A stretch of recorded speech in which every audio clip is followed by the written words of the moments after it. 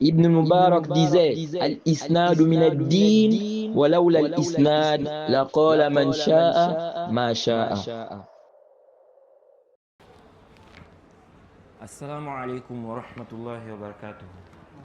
إن الحمد لله نحمده ونستعينه ونستغفره ونعوذ بالله من شرور أنفسنا ومن سيئات أعمالنا. من يهده الله فلا مضل له ومن يضلل فلا هادي له، وأشهد أن لا إله إلا الله وحده لا شريك له، وأشهد أن محمدا عبده ورسوله. يا أيها الذين آمنوا اتقوا الله حق تقاته ولا تموتن إلا وأنتم مسلمون. يا أيها الناس اتقوا ربكم الذي خلقكم من نفس واحدة وخلق منها زوجها وبث منهما رجالا كثيرا ونساء، واتقوا الله الذي تساءلون به والأرحام إن الله كان عليكم رقيبا. يا أيها الذين آمنوا اتقوا الله وقولوا قولا سديدا يصلح لكم أعمالكم ويغفر لكم ذنوبكم، ومن يطع الله ورسوله فقد فاز فوزا عظيما. أما بعد. Louange à Allah, le créateur des cieux et de la terre. On le loue pour tout ce qu'il nous accorde comme bien et comme grâce, et on lui demande de prier sur son prophète Muhammad sallallahu alayhi wa sallam, sa famille, ses compagnons et tous ceux qui les ont suivis jusqu'au jour de la rétribution. Celui qu'Allah a guidé, personne ne peut l'égarer. Celui qu'Allah a égaré, personne ne peut le guider. Non. Alors on est toujours dans notre traduction de l'explication de Riyad al-Salihin, l'explication du Cheikh Ibn Uthaymin, qu'Allah lui fasse miséricorde. On est toujours dans le chapitre des rêves, des songes et ceux qui ont rapport avec les rêves. Alors l'imam Nawawi dit ici, mais avant de lire ce que l'imam Nawawi dit ici, je tiens à rappeler que ça c'est notre dernier cours dans ce mois de Ramadan. C'est notre dernier cours. Donc ça veut dire que jeudi prochain et samedi prochain, on n'aura pas cours. Donc ce cours-là. Donc c'est le dernier cours. Et Inch'Allah, j'espère qu'on va terminer les propos du cheikh ici là avant la rupture. Donc si on termine avant la rupture, n'est-ce pas ce que le cheikh Ibn Uthaymin a dit ici, on va laisser, n'est-ce pas, aux gens le temps de poser des questions. Donc si vous avez des questions par rapport à ce qui a été dit, ou bien d'autres questions, ok, nous allons essayer de répondre à cela. Donc vous pouvez préparer vos questions si vous avez des questions, juste après, n'est-ce pas, le dars. Si on termine avant la rupture. Non. Parce que ce qui reste là, ce n'est plus beaucoup. Donc l'imam Nawawi dit quoi? Il dit ici là, An Abi Qatada, radiyallahu anhu, قال النبي صلى الله عليه وسلم الرؤيا الصالحة وفي رواية الرؤيا الحسنة من الله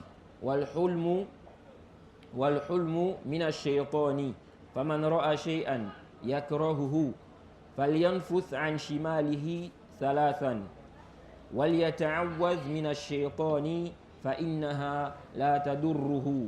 متفق عليه. النفث نفخ لطيف لا ريق معها. Donc l'imam Nawawi a dit ici, d'après Abi Qatada, qu'Allah l'agrée, il a dit que le prophète a dit la vision pieuse, donc le bon rêve, la vision pieuse, dans une autre version, la bonne vision, est d'Allah, ça vient d'Allah.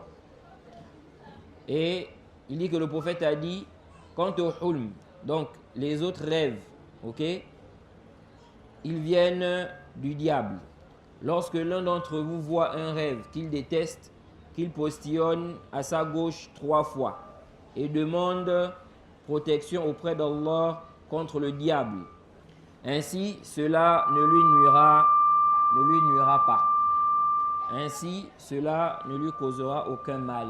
Naam. Ensuite, il a expliqué ici an-nafathu. Qu'est-ce que c'est? Il dit ici, c'est, n'est-ce pas, un souffle qui est quoi? Où il n'y a pas de crachat. Ok? Un petit souffle où il n'y a pas de crachat. Donc, on dit ici, c'est postillonné. On dit ici, c'est quoi? C'est postillonné. Il a dit un souffle, un petit souffle où il n'y a pas de crachat. Naam. Donc, la personne postillonne à sa gauche 3 fois. Comme ça, Jade. Donc, celui qui fait un mauvais rêve, le comportement à avoir, c'est quoi? On avait déjà expliqué ça. Mais ici, il a cité les hadiths par rapport à ça. Il fait quoi? Il postillonne à sa gauche 3 fois. On va voir ici, dans le récit qui suit, qu'il crache à sa gauche 3 fois. Ok? Il demande la protection d'Allah contre le diable, contre le shaitan. Donc il dit A'udhu billahi minash shaitanir rajim. Taïb. Naam. Ensuite, le prophète a dit quoi? Cela ne lui causera aucun mal. Donc s'il fait ça, donc ce n'est pas la peine de se torturer à chercher l'interprétation, comme certains. Tu as fait ça, khalas. Le prophète a dit, n'est-ce pas, cela ne te causera aucun mal. Naam. Après il dit, wa an Jabirin radiyallahu anhu. وعن جابر رضي الله عنه عن رسول الله صلى الله عليه وسلم قال إذا رأى أحدكم الرؤيا يكرهها فليبصق عن يساره ثلاثا وليستعذ بالله من الشيطان ثلاثا وليتحول عن جنبه الذي كان عليه رواه مسلم. نعم. Il dit d'après Jabir, d'après le messager d'Allah, il a dit, si l'un d'entre vous voit un rêve qu'il n'aime pas, qu'il déteste, qu'il crache à sa gauche 3 fois et qu'il demande la protection d'Allah contre le shaitan 3 fois. Donc on voit ici qu'il crache, il postillonne à sa gauche 3 fois. Il demande la protection d'Allah contre le diable 3 fois aussi. Ok? Donc il demande ça 3 fois. Non. Il dit ensuite, et qu'il se couche sur l'autre côté. Donc il change de côté. Donc s'il était du côté droit, il va du côté gauche. S'il était du côté gauche, il va du côté droit. Ok? S'il était sur le dos, il fait quoi? Il change de côté. Il va par exemple du côté droit. Non, il dit ici, rapporté par Muslim. Non. Donc ça c'est le comportement à avoir. Premièrement, il demande la protection d'Allah contre le diable. Il demande ça 3 fois. Il postillonne à sa gauche 3 fois. Troisièmement, il change de côté. Ok? Non. Et on avait aussi vu qu'il ne raconte cela à personne. Ok? Il ne raconte cela à personne. Non. Il dit, وعن أبي أسقع واثلة ابن الأسقع رضي الله عنه قال قال رسول الله صلى الله عليه وسلم إن من أعظم الفرية أن يدعي الرجل إلى غير أبيه أو يرى عينه ما لم ترى أو يقول على رسول الله صلى الله عليه وسلم ما لم يقل رواه البخاري. نعم. Il dit ici que d'après Abil Asqa, il dit que le messager d'Allah a dit, parmi les plus grands mensonges, il y a le fait qu'un homme prétende être issu d'un autre que son père, ok, que son vrai père. Ça fait partie des plus grands mensonges et c'est interdit. Le fait de dire qu'un tel est ton père alors que ce n'est pas ton père, ok. Il y a des gens qui font ça. Et il y a d'autres parce qu'ils ont quoi? Et il y a d'autres parce qu'ils ont honte. Ils ont honte de leur père, ok. Il a honte de son père. Ça peut être que son père est pauvre, ou bien son père est aveugle, ou bien son père, n'est-ce pas, ne marche pas. Des choses de ce genre. Il a honte. Et donc, il dit qu'un tel est son père. N'est-ce pas? Au lieu de dire, n'est-ce pas, que son vrai père là, c'est lui qui est son père. Donc, il s'affilie ici à un père qui n'est pas son père. Il dit ça c'est mon père. Ok? Et il se peut même qu'on lui demande, est-ce que celui-là c'est ton père? Il dit quoi? Il dit c'est pas son père, alors qu'en réalité c'est son père. C'est interdit, ça fait partie des plus grands mensonges. Et le prophète a dit que celui qui fait ça, il a mécru. Celui qui s'affilie à un père qui n'est pas son père. Ok? Et il sait que ce n'est pas son père. Le prophète a dit quoi? Faqad kafar. Il a mécru. Ok? Et dans un autre hadith, le prophète a dit il ne rentrera pas au paradis. Tout ceci, ça montre quoi? Que c'est interdit. Ok? Non. Et cela, n'est-ce pas, c'est la même chose. C'est aussi interdit de le faire pour la mère. Ok? La mère aussi, tu n'as pas le droit de quoi? Tu n'as pas le droit de le faire. C'est aussi interdit pour la mère. Quelqu'un dit qu'une telle, quelqu'un dit par exemple que telle femme c'est sa mère, alors qu'en réalité ce n'est pas sa mère, ce n'est pas quoi? Ce n'est pas permis. Ok? Alors qu'il sait cela. Ok? Alors qu'il sait cela. Celui qui ne sait pas, il n'a pas de péché. Quelqu'un qui croit qu'un tel c'est son père, sa mère lui a dit que c'est son père. Mais la mère sait que ce n'est pas son père. Mais lui ne sait pas. Il n'a pas de péché. Ok? Parce que ici, là, il ne sait pas. Mais s'il sait que ce n'est pas son père, et puis il dit que c'est son père, ok? Ici, là, ce n'est pas autorisé. Non. Donc, il dit ici, là, parmi les plus grands mensonges, il y a le fait qu'un homme prétende être issu d'un autre que son vrai père. Ok? De même aussi, le fait qu'il prétende avoir vu en songe, ok? Ce qu'il n'a pas vraiment vu. Ça fait partie des plus grands mensonges. Ok? Le mensonge a des degrés. Jade, le mensonge a des degrés. Il y a des mensonges qui sont plus graves que d'autres. Ok? Et donc ici, là, et ça c'est parmi les arguments qui montrent ça. Il y a des mensonges qui sont plus graves que d'autres. C'est comme l'injustice. L'injustice aussi, il y a des degrés. Il y a des injustices qui sont plus graves que d'autres. Ok? Par exemple, le shirk. Le shirk, c'est la plus grande injustice. Ok? Mentir sur Allah. Ok? C'est pourquoi Allah a dit que celui-là qui est plus injuste que celui qui forge un mensonge sur Allah. Ok? Donc ici on voit quoi? On voit qu'il y a ceux qui sont plus injustes que d'autres. Ok? Et ici Allah dit, il nous fait comprendre que celui qui ment sur lui, il est quoi? Il est plus injuste. C'est le plus injuste. Ok? Ça montre que mentir sur, n'est-ce pas, Allah, ça fait partie des injustices. Ok? De même aussi mentir sur les gens. On retient aussi de là que mentir sur les gens, n'est-ce pas, ça fait partie des injustices. Ok? Parce qu'Allah a dit ici, qui est plus injuste que celui qui forge un mensonge sur Allah. Donc si tu mens sur quelqu'un là, tu as été injuste envers lui. Ok? Tu as été injuste envers lui et Yawm al-Qiyamah, il va récupérer quoi? Il va prendre son droit. Non.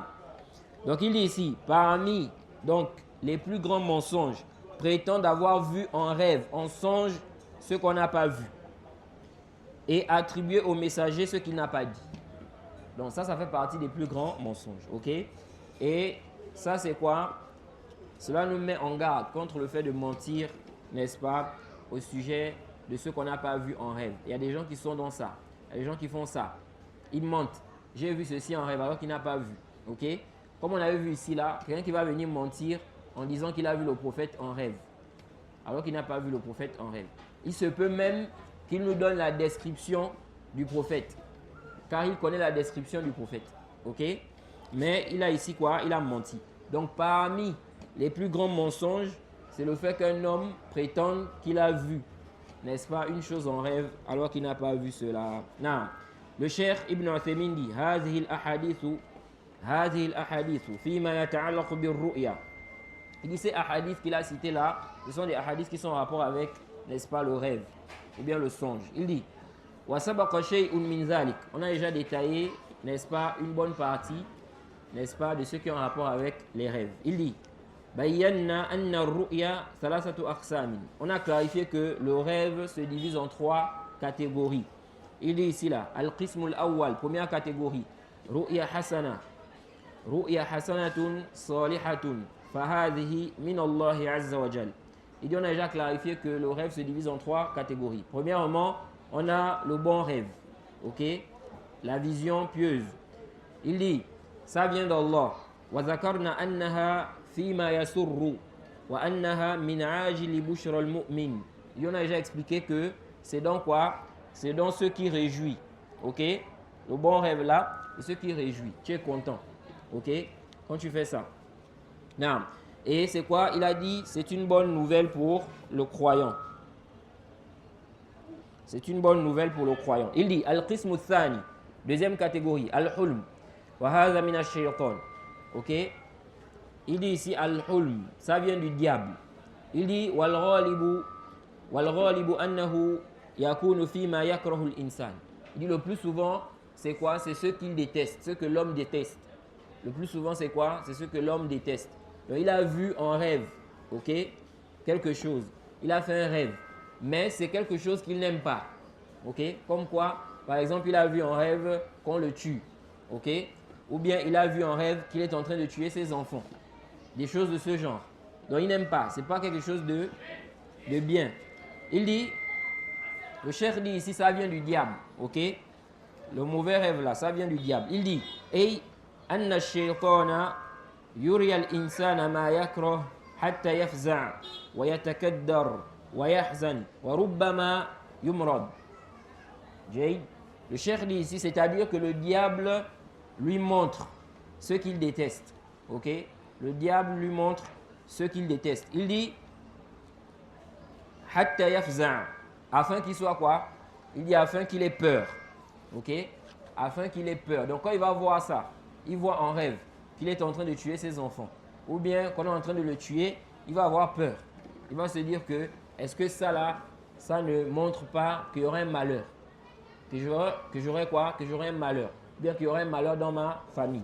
Il dit ici donc, le diable fait ça pour qu'il ait peur. Il dit, وَيَتَكَدَّرْ وَيَحْزَنْ وَرُبَّمَا يُمْرَضْ, afin qu'il soit bouleversé, qu'il soit triste.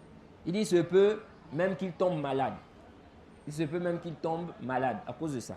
Il dit, لأن الشيطان عدو للإنسان. لأن الشيطان عدو للإنسان. Il dit ici car le diable est l'ennemi de l'homme. Ok? Le diable, c'est l'ennemi de l'homme.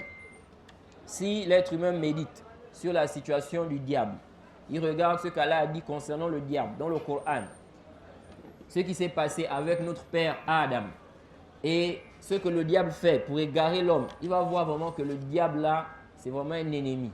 C'est l'ennemi de l'homme. Ok? Son but, c'est d'égarer l'homme. C'est qu'il soit égaré parce qu'il est jaloux. Il est tellement jaloux de l'être humain. Et il est orgueilleux. Ok? C'est pourquoi, n'est-ce pas, dans le Coran, il a dit quoi? Il a dit, je m'asseyerai. Ok?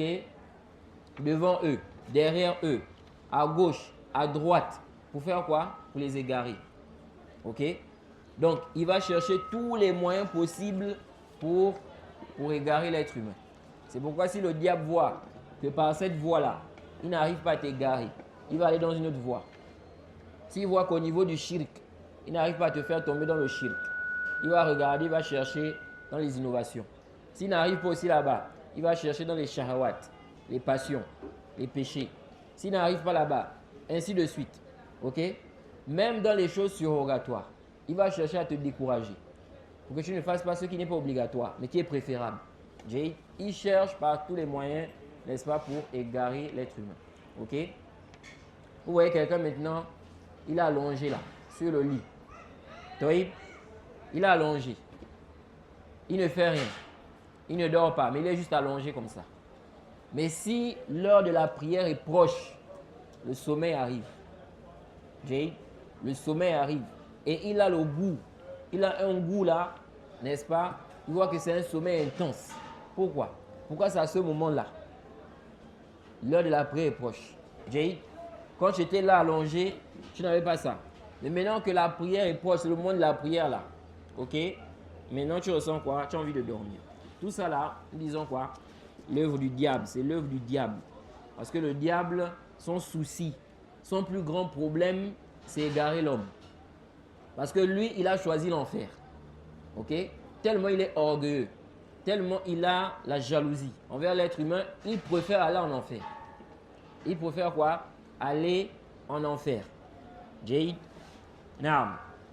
Et donc, comme il voit qu'il a perdu là, lui-même il sait que c'est fini. Qu'est-ce qu'il fait? Son plus grand souci, son plus grand problème, c'est égarer l'homme. Aller avec l'homme en enfer. Il ne va pas aller seul, parce qu'il est jaloux. Ok? C'est pourquoi, lorsqu'Allah lui a demandé de se prosterner devant Adam, Iblis, qu'est-ce qu'il a dit? Il a dit, Ana khairun minhu, khalaqtani min nar wa khalaqtahu min tin. Il a dit, je suis meilleur que lui. Donc je ne peux pas me prosterner devant lui. Il a fait l'orgueil, la jalousie. Il dit, je suis meilleur que lui. Tu m'as créé le feu et tu l'as créé l'argile. Ok? Donc, lui, il a vu qu'il est meilleur que l'être humain. Donc, il ne peut pas se prosterner devant lui. Et, subhanallah, Iblis, lorsqu'il s'est rendu compte, n'est-ce pas, lorsqu'Allah subhanahu wa ta'ala, n'est-ce pas, lui a parlé concernant ce qu'il a fait, au lieu de se rattraper, de faire tawbah, comme Adam. Adam a péché.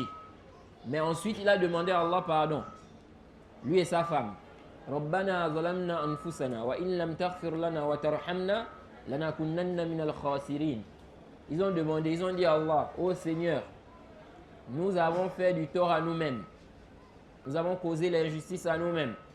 Et ils ont demandé pardon. Ils ont dit, si tu ne nous pardonnes pas, si tu ne nous fais pas miséricorde, on sera du nombre des perdants. Mais Iblis, au lieu de faire tawbah, au lieu de revenir, non. Tellement il est orgueilleux. Vous voyez, qu'est-ce qu'il a fait? Lui, il a plutôt demandé à Allah un délai. Il demande un délai. Et généralement, quand on demande un délai, c'est pour se rattraper. Ok? C'est pour faire quoi? C'est pour se rattraper. Comme lorsqu'Allah a dit وَأَنْفِقُوا مِمَّا رَزَقْنَاكُمْ مِنْ قَبْلِ أَنْ يَأْتِيَ أَحَدَكُمُ الْمَوْتِ فَيَقُولَ رَبِّي لَوْلَا أَخَّرْتَنِي إِلَى أَجَلٍ قَرِيبٍ فَأَصَدَّقَ وَأَكُن مِّنَ الصَّالِحِينَ وَلَنْ يُؤَخِّرَ اللَّهُ نَفْسًا إِذَا جَاءَ أَجَلُهَا وَاللَّهُ خَبِيرٌ بِمَا تَعْمَلُونَ. Dans le verset 10 à 11 de la sourate 63, quand elle a dit dépensez de ce que nous vous avons octroyé, avant que la mort ne vienne à l'un d'entre vous, et qu'il dise Seigneur, si seulement tu m'accordes un délai, un court délai, si seulement tu m'accordes un court délai, je ferai l'aumône et je serai des gens, n'est-ce pas, je ferai partie des gens de bien. Mais Allah n'accorde cependant aucun délai à une âme dont le terme est déjà arrivé. Ok? De même, dans la sourate 23, le verset 99 à 100, Allah a dit Hatta iza jaa ahadahumul maut. Hatta iza jaa ahadahumul maut. Qala rabbi rji'uni. La'alli a'mal salihan fima taraktu. Kalla innaha kalimatun huwa qailuha wa min waraihim barzakhun ila yawmi yub'athun. Ok? Allah a dit jusqu'à ce que la mort arrive à l'un d'entre eux et qu'ils disent Seigneur, fais-moi revenir afin que je fasse du bien dans ce que j'avais délaissé. Et Allah dit Kalla innaha kalimatun huwa qailuha. Il dit jamais. Ce n'est qu'une parole qu'il prononce. Et derrière eux, il y a une barrière jusqu'au jour où ils seront ressuscités. Donc on voit que généralement quand on demande un délai, c'est pour se rattraper. C'est pour faire tawbah, c'est pour revenir. Mais Iblis, quand il a demandé le délai, ce n'est pas pour se rattraper. C'est pourquoi son cas est étonnant. Le cas du diable, c'est vraiment étonnant. Ok? Lui, il demande le délai, ce n'est pas pour se rattraper. Il demande à Allah le délai jusqu'au jour où les gens seront ressuscités. Pourquoi? Pour égarer l'être humain. Et pour retarder son châtiment. Pour retarder quoi? Son châtiment, comme les gens de science ont dit. Ok? Donc Iblis a demandé un délai pour faire quoi? Pour égarer l'être humain. Et pour qu'on retarde son châtiment. Vous voyez? Il sait déjà qu'il va être châtié. Maintenant, il veut quoi? Qu'on retarde. C'est comme quelqu'un aujourd'hui, n'est-ce pas? Il sait déjà qu'il va subir une punition. Mais il cherche à retarder la punition là. Il cherche à quoi? À retarder ça. Ok? Non. Donc Iblis, vraiment, son cas est étonnant. Tellement il est orgueilleux, au lieu de se repentir, non, lui, c'est pas ça. Lui, il préfère aller en enfer. C'est comme certaines personnes, vous allez voir des gens, n'est-ce pas? On va leur demander, on va dire un tel, il a un problème avec une personne. On lui dit, il faut aller t'excuser. Va demander pardon. Il dit, je préfère mourir que d'aller lui demander quoi? Pardon. Il dit quoi? Il dit, je préfère mourir. Je ne peux pas aller lui demander pardon. C'est comme ça. Le cas d'Iblis est étonnant. Il préfère aller en enfer. Il préfère quoi? Aller en enfer. À cause de quoi? De son orgueil. Car il croit qu'il est meilleur que l'être humain.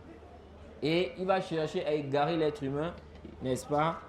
afin d'aller avec lui en enfer. Et malheureusement, il va égarer beaucoup de gens. Il va égarer la majorité des gens même. Il va égarer la majorité des gens. Non. Donc le cheikh dit ici, ça vient du diable, car le diable est ennemi de l'homme.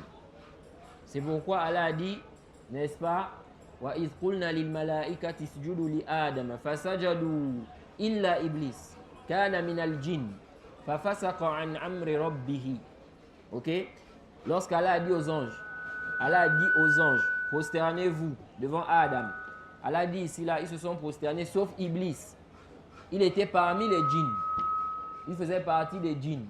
OK? C'est pourquoi Iblis ne faisait pas partie des anges, comme certains ont dit. Il faisait partie des djinns. Et Allah dit ici, il se révolta contre l'ordre de son Seigneur, contre la recommandation de son Seigneur. OK? Ensuite, Allah a dit quoi? Afatattakhizunahu wa zurriyatahu awliya'a min duni wa hum lakum adu bi'sa lidh-dhalimina badala. Naam. Allah dit quoi? Allah dit, vous allez vous prendre Iblis, n'est-ce pas, et sa descendance comme alliés en dehors de moi. Jay, quel mauvais échange, n'est-ce pas, effectué par les injustes. Non. Donc ici là, on voit clairement, n'est-ce pas, que Iblis c'est un ennemi de l'être humain. Allah dit clairement là-bas dans le verset, alors qu'il est ennemi, lui et sa descendance, alors qu'ils sont quoi? Des ennemis pour vous. Non. Ensuite, le cheikh Ibn Uthaymin dit ici, il dit yuhibbu ma yasu'ul insan. Yuhibbu ma yasu'ul insan. C'est-à-dire, Iblis aime ce qui fait mal à l'être humain. Wa ma yuhzinuhu. Iblis aime ce qui fait mal à l'être humain et ce qui le rend triste. Il dit, qala Allah ta'ala, innama najwa min ash-shaytan liyahzuna alladhina amanu wa laysa bidarrihim shay'a illa bi'idhnillah wa 'ala Allahi falyatawakkalul mu'minun. Naam. Ensuite, le cheikh a cité le verset 10 de la sourate 58 où Allah a dit, la conversation secrète n'est que l'œuvre du diable pour attrister ceux qui ont cru, mais il ne peut leur nuire en rien sans la permission d'Allah, et c'est en Allah que les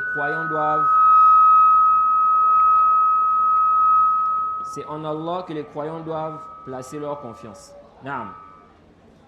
Ici là, Allah a dit, la conversation secrète n'est que l'œuvre du diable. OK? Le cheikh ici, là, il a cité ce verset-là. Quelqu'un peut avoir un ishkal. Il peut dire, est-ce que ça veut dire qu'il est interdit d'avoir des conversations secrètes? Parce qu'elle a dit ici, innama najwa min ash-shaytan. La conversation secrète n'est que l'œuvre du diable. OK? Ici, là, nous disons non. C'est pas ce que ça veut dire. OK? Parce que juste avant, le verset d'avant, qu'est-ce qu'Allah a dit? Ya ayyuhalladhina amanu idha tanajaytum fala tatanajaw bil ithmi wal udwan wa ma'siyati ar-rasul. OK? Juste avant, Allah dit, oh vous qui avez cru, lorsque vous tenez des conversations secrètes. OK? Lorsque vous tenez des conversations secrètes, ne faites pas des conversations secrètes pour le péché, la transgression et la désobéissance envers le messager. Donc, ne tenez pas des conversations secrètes. Le but de ces conversations-là, ce que vous parlez là-bas, c'est pourquoi? C'est pour faire un péché, commettre un péché. Ou bien c'est un péché, c'est une transgression. Ou bien quoi? Une désobéissance envers le messager. OK? Mais il a dit quoi? Il a dit plutôt, Allah a dit de tenir plutôt des conversations secrètes bil birri wa taqwa. OK? Dans le bien et la piété. OK? Et comme le cheikh Ibn Uthaymin explique ici là, quand Allah dit dans le verset fala tatanajaw bil ithmi wal udwan wa ma'siyati ar-rasul, il dit ne tenez pas des conversations secrètes, n'est-ce pas, pour le péché. Le péché ici, le cheikh dit comme quoi, par exemple la consommation d'alcool, par exemple le zina. Donc vous vous retrouvez, vous faites des assises secrètes, des conversations secrètes Pour faire quoi? Pour commettre un péché. Ok? Ou al-udwan ici, c'est-à-dire vous allez commettre un péché, n'est-ce pas, qui va avoir un impact sur quelqu'un d'autre. On va dire vous allez transgresser sur des gens. Par exemple, vous tenez des conversations secrètes pour faire du tort à quelqu'un. Ok?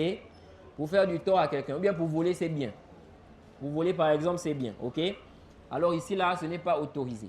Ou bien une conversation secrète pour désobéir au messager. Et Allah a dit quoi? Watanajaw bil birri wat taqwa. Ok? Ça c'est quoi?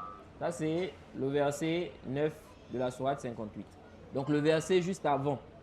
Donc ce verset montre clairement qu'il n'est pas interdit d'avoir des conversations secrètes de manière absolue. Donc quand Allah dit ici, innaman najwa minash shaytan, la conversation secrète n'est que l'œuvre du diable. On doit comprendre quoi? Qu'on ne parle pas ici de toute conversation secrète. Ok? Et ça là, c'était connu au temps du prophète. Les hypocrites, lorsque les croyants passaient, ils avaient des conversations secrètes. Ok?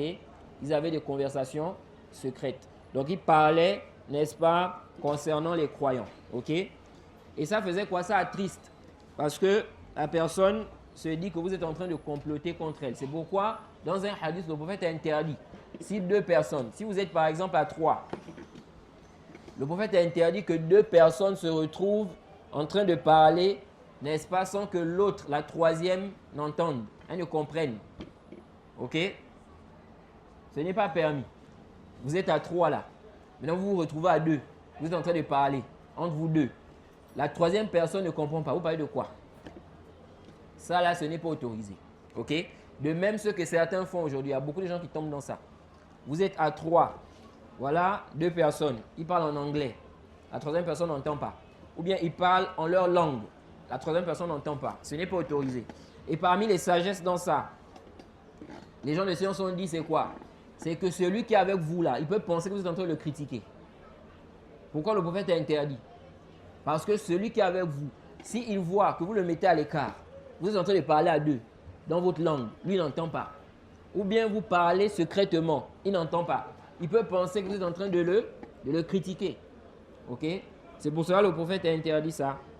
C'est pourquoi des gens de science ont dit ce n'est pas quoi autorisé. Sauf si vous avez demandé la permission.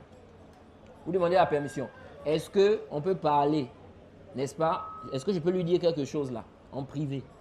Il dit il n'y a pas de problème. Ici, c'est pas quoi? Ici, c'est pas interdit. C'est son droit. Ici, il a donné la permission. Et dans ce cas-là, il ne va pas avoir une mauvaise pensée. Contrairement à si vous-même vous décidez, vous vous retrouvez à 2 et vous parlez. Ok? Donc, ces hypocrites-là, les mécréants, les hypocrites tenaient des conversations, quoi? Des conversations secrètes. Allah a dit quoi ici? Que c'est l'œuvre du diable. Ok? Taïb. On a une troisième catégorie. Parce que dans le verset qu'on a cité, on voit qu'Allah, n'est-ce pas, a recommandé ou bien il a orienté. Allah a orienté vers des conversations secrètes. Pourquoi? Le bien et la piété. On se retrouve. On dit on va se retrouver. On a une conversation secrète. On est en train de parler comment on va distribuer la nourriture pendant Ramadan. On parle de comment on va distribuer la nourriture pendant Ramadan.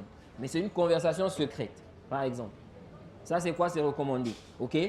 Ou bien, on est en train de parler de comment on va faire les cours. Comment on va organiser les cours pour apprendre notre religion. Ok? Comment on va faire? On décide de faire une conversation secrète. Ceci est quoi? C'est recommandé. Maintenant, quand on regarde dans le verset, on voit qu'on nous parle. Allah dit ici Watanajaw bil birri wat taqwa. Il a recommandé quoi? Il oriente ici. Allah oriente vers des conversations secrètes pour le bien et la piété.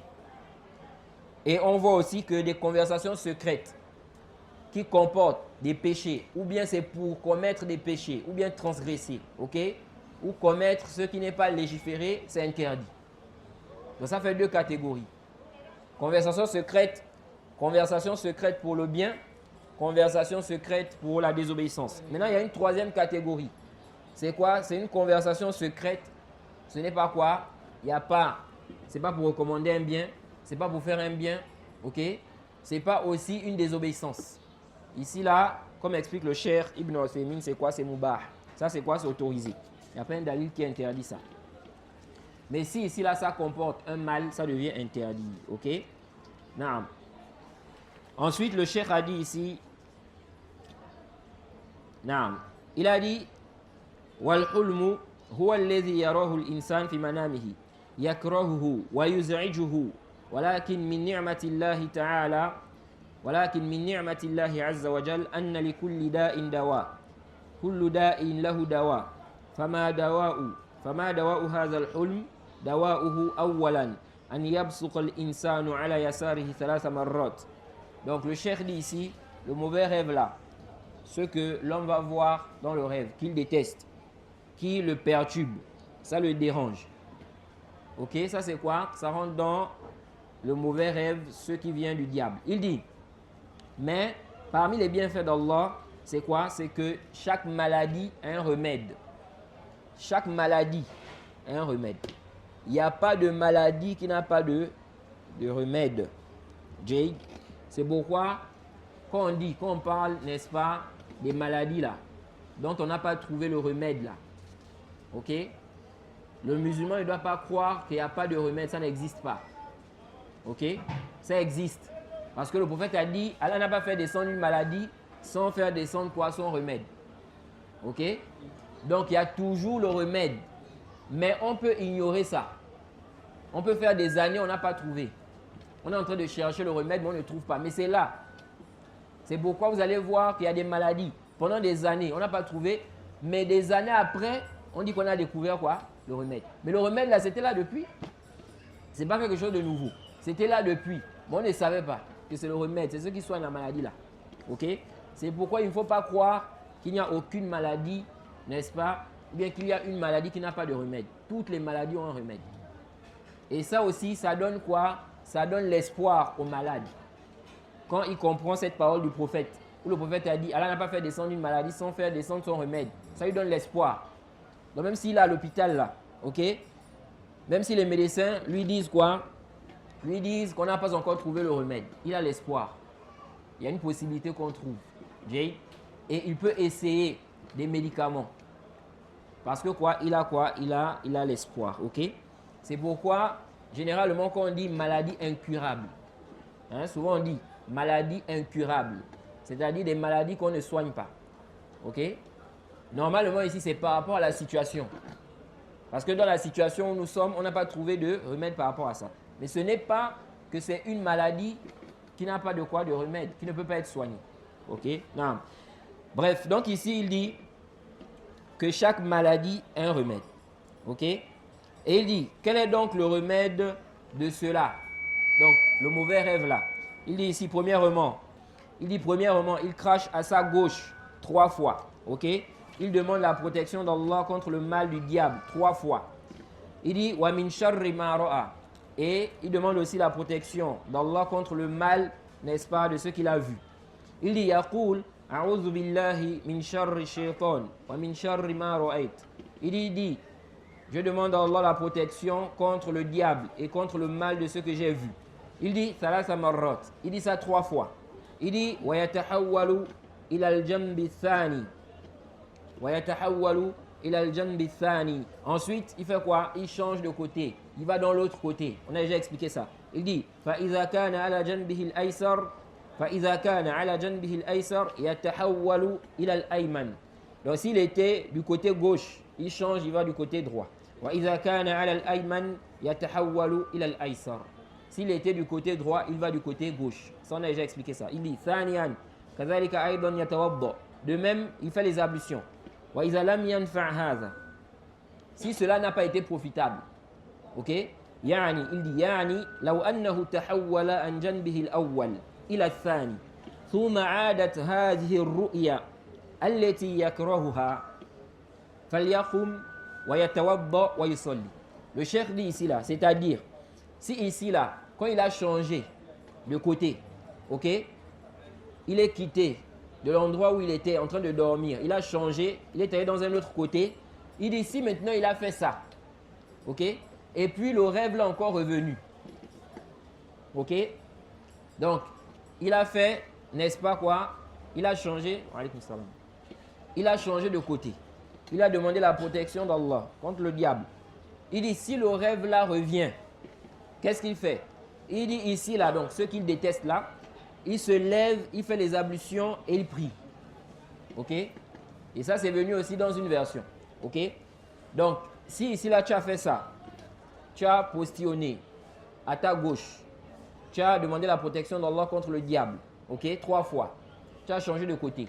Maintenant, en changeant de côté, là, tu fais encore le même rêve. Ok? Le cheikh dit ici, là, tu te lèves, tu fais les ablutions et tu fais quoi? Tu pries, tu fais 2 rak'at. Il dit, wala yukhbiru bihadha ahadan. Il dit ensuite, wala yukhbiru biha ahadan. Il ne mentionne cela à personne. On avait déjà vu ça. Il ne doit pas aller dire, j'ai fait un rêve comme ça. J'ai vu dans le rêve que j'étais en train de tuer mon père ou bien mes enfants. Kaza. Il ne doit pas le faire. Naam. Il dit, fala yaqul ra'aytu wa ra'aytu. Il ne doit pas dire j'ai vu. Il dit, wala yadhhab ila an-nasi ya'burunaha. Il ne doit pas aussi aller chez des gens qui vont interpréter ça.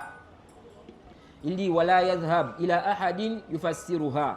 Il ne doit pas aller chez quelqu'un qui va faire quoi? Expliquer le rêve là. Ok? Fa innaha la tadurruhu abadan hatta wa ka'annaha ma waqa'at. Wa fi hadha rahatun lahu. Le cheikh dit, il ne doit raconter cela à personne. Ok? Ça ne va pas lui causer du tort. Il dit, ce sera comme si ça ne s'est pas passé. Ok? Comme s'il n'a pas vu ça. Il dit, et dans cela, il y a un repos. La personne, n'est-ce pas, sera quoi? À l'aise, tranquille. Pourquoi? Parce que lorsque la personne cherche à tout prix l'interprétation là, elle n'est pas à l'aise, elle n'est pas tranquille. Elle n'a pas le repos. Et pire encore, si on lui donne l'interprétation, en lui disant que ça veut dire que tu auras un malheur, bien il y aura un malheur dans ta famille, ok? La personne n'aura pas le repos. Vous voyez? C'est pourquoi le cheikh dit ici, il faut faire ce que le prophète a dit. Tu vas avoir le repos, ok? Donc pas besoin d'aller chercher l'interprétation. Il dit, wa ba'du an-nas idha ra'a shay'an yakrahuhu dhahaba yatalammasu man yufassiru lahu hadhihi ar-ru'ya. Il dit certaines personnes, n'est-ce pas, si elles voient, n'est-ce pas, en rêve ce qu'elles détestent, elles cherchent des gens qui vont interpréter le rêve là. Il dit, wa nahnu naqulu lahu.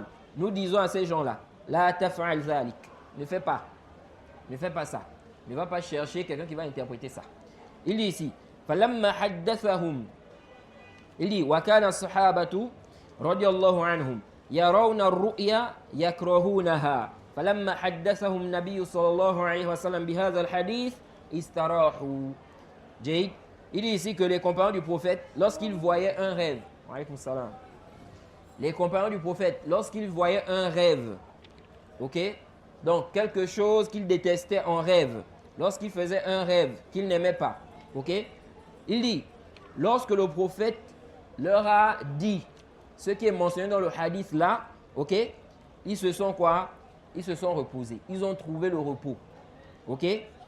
Il dit, فَصَارَ الْإِنسَانُ إِذَا رَأَى الرُّؤْيَا الَّتِي يَكْرَهُهَا بَصَقَ عَنْ يَسَارِهِ 3 مرات واستعاذ بالله من شرها ومن شر الشيطان ولم يحدث بها أحدا ثم لا تضره وكأنها ما صارت. نعم. Il dit ici, alors à ce moment, quand le prophète leur a dit, quand il a parlé du mauvais rêve, quand tu fais un mauvais rêve, il a dit, ne raconte cela à personne.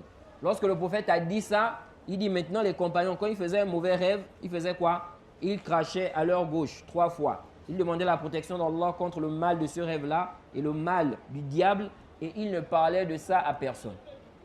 Ils ne racontaient cela à personne. Ok? C'est pourquoi le compagnon qui est venu voir le prophète, quand il a dit au prophète qu'il a vu en rêve que sa tête est coupée, et que la tête était en train de courir. Et lui, il était en train de poursuivre ça. Ok? C'était avant que le prophète ne lui dise de ne raconter cela à personne. Ok? Donc il a dit. Ensuite, le prophète lui a dit de ne pas raconter cela. Ok? Donc celui qui fait un mauvais rêve là, il ne faut pas chercher, aller là-bas, il faut interpréter. Kaza. Non. Fais seulement ce que le prophète a dit. Khalas. Tu n'auras quoi? Tu n'auras aucun mal. Naam. Par rapport à ça. Naam. Il dit ici. Il dit, wa amma al-qismu thalith, 3e catégorie de rêve. Donc on a parlé du bon rêve. Ensuite, le mauvais. Le bon rêve. Quel est le comportement à avoir par rapport à ça? On a dit quoi? Celui qui fait un bon rêve, il fait quoi? À celui qu'il aime. Naam. Et il dit quoi? Il loue Allah. On a vu ça aussi. Il dit Alhamdulillah. Il loue Allah par rapport à ça. Naam. Celui qui fait un mauvais rêve, il fait quoi? Hein? Il ne raconte à personne. Naam. Il positionne à gauche 3 fois. Naam. Il change de côté. La prière. Naam. Taïb. Ensuite, le cheikh a dit wa amma al-qismu thalith. Troisième catégorie de rêve. Fahuwa hulmul ladhi yakunu min hadith an-nafs. Il dit c'est quoi?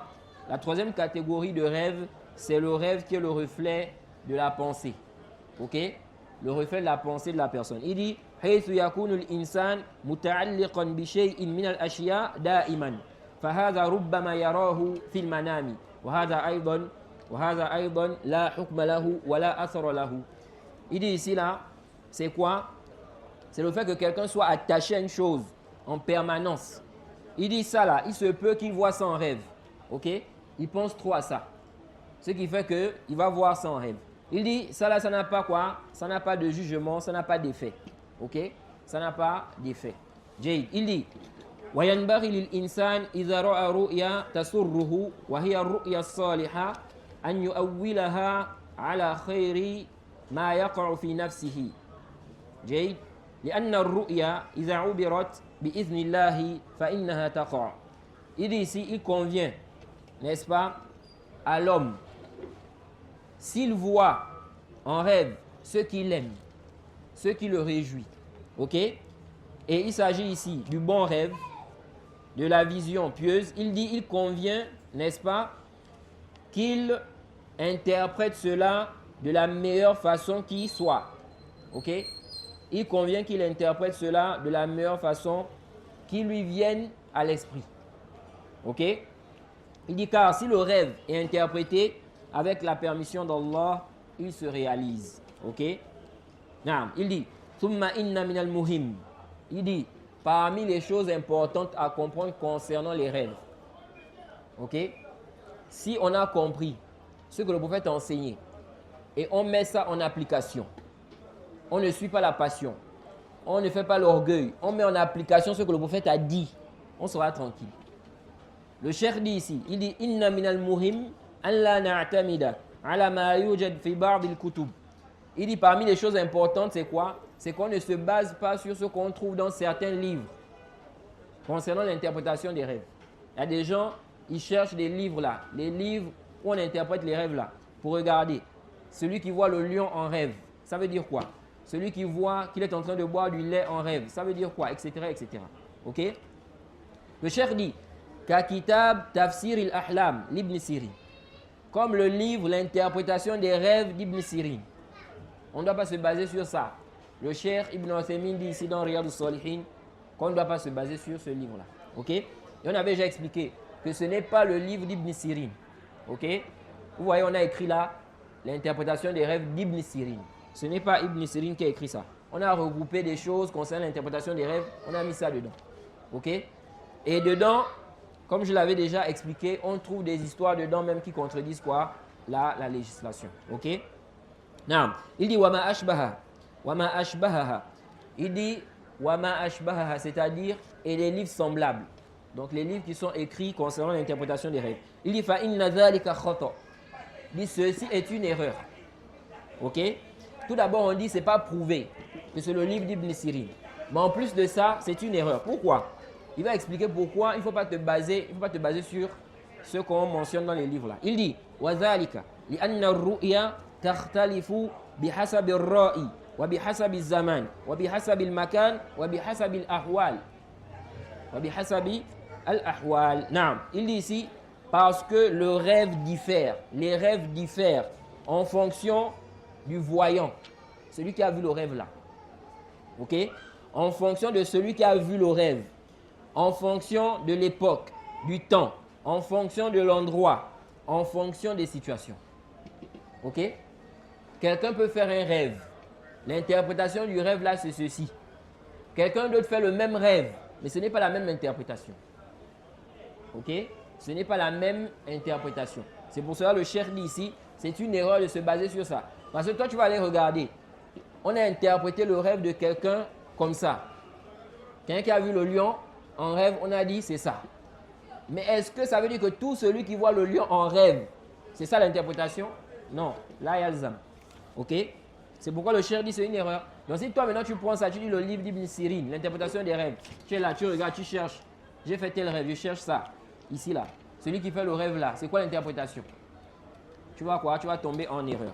Donc il dit ici, ça peut être quoi différent? Il dit, يعني ربما يرى شخص رؤيا فنفسرها له بتفسير جيد ويرى آخر رؤيا هي نفس الرؤيا فنفسرها له بتفسير آخر جيد غير الأول. Il dit car il se peut qu'un homme fasse un rêve, ok? On lui explique le rêve là, n'est-ce pas, d'une façon.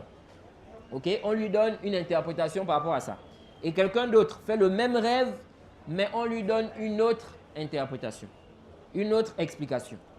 Ok, il dit limaza. Le cheikh dit limaza. Pourquoi? Il dit li anna hadha ra'a ma yaliqu bihi wa hadha ra'a ma yaliqu bihi. Il dit car celui-là, il a vu ce qui lui convient et celui-là, il a vu ce qui lui convient. Il dit أو لأن الحال تقتضي أن نفسرها أو لأن الحال تقتضي أن نفسر هذه الرؤيا بهذا التفسير.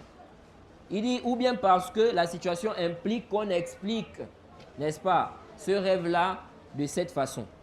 Ok? Donc tel ou tel rêve. Il dit وما أشبه ذلك.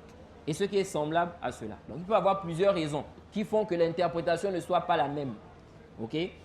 Ensuite le cheikh dit فالحاصل أن لا يرجع الإنسان إلى الكتب المؤلفة في تفسير الأحلام لأن الأحلام تختلف. Il dit en résumé, ce qu'on doit retenir ici c'est quoi? C'est que l'homme ne doit pas repartir dans les livres qui ont été rédigés, qui ont été écrits concernant l'interprétation des rêves. Il dit car les rêves diffèrent. Ok? Non. Ensuite il a dit ويذكر أن رجلا رأى رؤيا ففسرت له بتفسير ثم رآها آخر نفس الرؤيا ففسرت بتفسير آخر فسئل الذي فسرهما في ذلك فقال لأن هذا يليق به ذلك ما رأى وهذا يليق به ما رأى كل إنسان يفسر بما يليق به. Non. Le cheikh dit ici, on rapporte, on mentionne qu'un homme a fait un rêve. Ok? Ensuite, on lui a expliqué, on lui a donné l'interprétation du rêve là. Ok? Ensuite, quelqu'un d'autre a fait le même rêve. Ok? Mais on lui a donné une autre explication. Pourtant, c'était le même rêve. Il dit ici là, on a posé la question à celui qui a donné l'explication, celui qui a interprété là. Il a dit quoi? Il a dit car celui-là, n'est-ce pas? Il dit car ceci convient à celui-là par rapport à ce qu'il a vu. Et ceci convient à celui-là par rapport à ce qu'il a vu. Par rapport à ce qu'il a vu. Il dit ici là que chaque personne, n'est-ce pas, on interprète le rêve en fonction de ce qui lui convient. Ok? Et peut-être le cheikh ici fait allusion à cette histoire qui est répandue là, que les gens racontent concernant Ibn Sirin. On dit que quelqu'un est venu, n'est-ce pas, voir Ibn Sirin. Il est venu, il a dit qu'il a fait un rêve. Ok? Qu'est-ce qu'il a vu dans le rêve là? On dit qu'il a vu dans le rêve qu'il était en train de faire l'azan. Ok? Il était en train de faire l'azan dans le rêve là. Donc il est venu voir Ibn Sirin et on dit qu'on lui a expliqué que ce qu'il a vu là, c'est quoi? On lui a dit ici là qu'il va faire le hajj. Il va faire quoi? Le hajj. L'interprétation du rêve là. Et un autre a fait le même rêve. Ok? Un autre a fait le même rêve. Il a vu en rêve qu'il était en train de faire l'azan. Et il est venu voir, n'est-ce pas, Ibn Sirin. Il lui a dit quoi? Qu'il va voler, on va couper sa main. Vous voyez? Donc, deux personnes ont fait le même rêve. Les deux ont vu qu'ils étaient en train de faire l'azan en rêve. Mais on a dit à un qu'il va faire le hajj. On a dit à un qu'il va faire le hajj. Et à l'autre, on a dit quoi? Qu'il va voler, on va couper sa main. Ok? Pourquoi? Parce que dans le Coran, dans le verset 70 de la sourate 12, Allah a dit quoi? Allah a dit là-bas, puis quand il leur eut fourni leurs provisions, il mit la coupe dans le sac de son frère. Ensuite, un crieur, n'est-ce pas, dit, Jay, il a dit quoi? Vous êtes des voleurs. Vous êtes des voleurs. Donc, ça c'est l'histoire du prophète Youssouf. Lorsqu'il a mis la coupe dans le sac de son frère. Quelqu'un a crié, vous êtes des voleurs. Normalement dans le verset on dit quoi? Azzana mu'azzinun. Azzana mu'azzinun. Ok? Donc un crieur a crié. Mais si on veut traduire ça par rapport à l'azan, littéralement on va dire quoi? Un mu'azzin a fait l'azan. Ok? On a dit quoi? Donc quelqu'un a crié, vous êtes des voleurs. Ok? Vous êtes des voleurs. Et dans un autre verset, le verset 27 de la sourate 22, Allah a dit quoi? Et fais aux gens une annonce pour le hajj. Ils viendront vers toi à pied. Ok? Wa azzin fin nas bil hajj. Ya'tuka rijalan. Ok? Donc on dit ici wa azzin fin nas bil hajj. Donc l'interprétation ici, dans le verset on a dit de faire l'azan pour le hajj. On va dire l'appel, l'annonce. Ok? Et dans l'autre verset là-bas, on dit un muazzin a fait l'azan. Vous êtes des voleurs. Donc il a interprété, n'est-ce pas, l'interprétation. Il a fait l'interprétation ici là, des deux rêves là, par rapport à ces versets là. C'est-à-dire que celui qui est venu le voir, qui a vu qu'il était en train de faire l'azan, ok, le premier là, il a vu que ce dernier était quoi? C'était un pervers. Ok? Donc il y a un qui était pervers. C'est pourquoi il lui a dit, il y a un qui était pervers. C'est pourquoi il lui a dit, n'est-ce pas, qu'il va voler. On va couper sa main. Ok? En se basant sur le verset. Parce qu'on a dit là-bas, quoi? Azzana mu'azzinun. Vous êtes des voleurs. Vous voyez? Il dit qu'il a vu qu'il a fait l'azan en rêve. Ça veut dire qu'il va voler, on va couper sa main. L'autre là-bas, il dit qu'il a vu en rêve qu'il faisait l'azan. Dans le verset, on a dit wa azzin fin nas bil hajj. Ok? Donc il lui a dit quoi? Il va faire le hajj. Il va faire quoi? Le hajj. C'est comme ça qu'il a interprété cela. Donc le cheikh, ici là, quand il nous explique ça, quand il nous dit ici, quand il nous dit quelqu'un peut faire un rêve, ok? Et un autre fait le même rêve, mais l'interprétation est différente. Ensuite il dit ici, on rapporte qu'un homme, n'est-ce pas, a fait un rêve. On lui a donné une interprétation. Un autre a fait le même rêve, on a donné une autre interprétation. Peut-être que le cheikh vise ici cette histoire-là. Ok? Peut-être que le cheikh vise cette histoire. Mais cette histoire-là, ce n'est pas authentique jusqu'à Ibn Sirin. Ce n'est pas rapporté avec une chaîne de transmission authentique jusqu'à Ibn Sirin. Ok? Mais beaucoup de gens mentionnent cela pour dire quoi? Pour dire que quelqu'un peut faire un rêve, un autre fait le même rêve. Mais c'est quoi? L'interprétation est différente. Naam. Ensuite, le cheikh Ibn Uthaymin a dit ici ولهذا فإن النبي صلى الله عليه وسلم في غزوة أحد قبل الوقعة أو في أثنائها رأى في المنام أن في سيفه ثلمة جيد ورأى بقرا تنحر ففسرها بأنه يقتل أحد من أهل بيته وأنه يقتل أحد من أصحابه فالثلمة هي أنه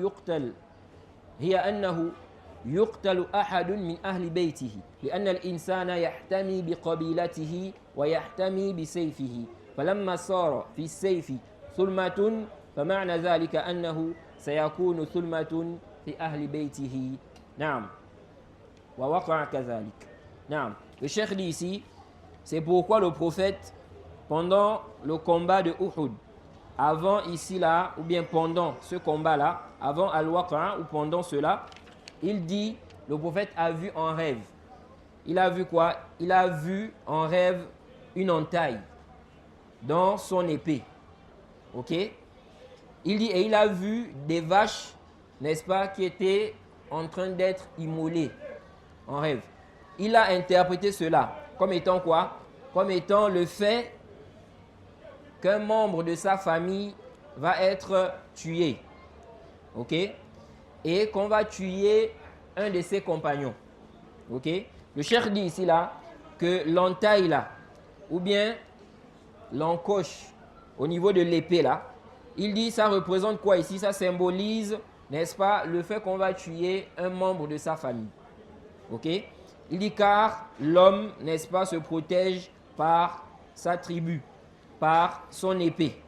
Donc, lorsqu'il a vu ici là une entaille dans l'épée, il dit ça signifie quoi?